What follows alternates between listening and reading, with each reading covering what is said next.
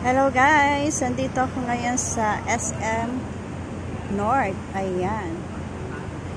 Ito yung mga sakayan ng papunta kung saan-saan. Sa Novaliches. Ayan. Sa Bagumbong o Bando. Ayan, Batasan. Ayan. Sa mga gusto ng mabilis ang biyahe.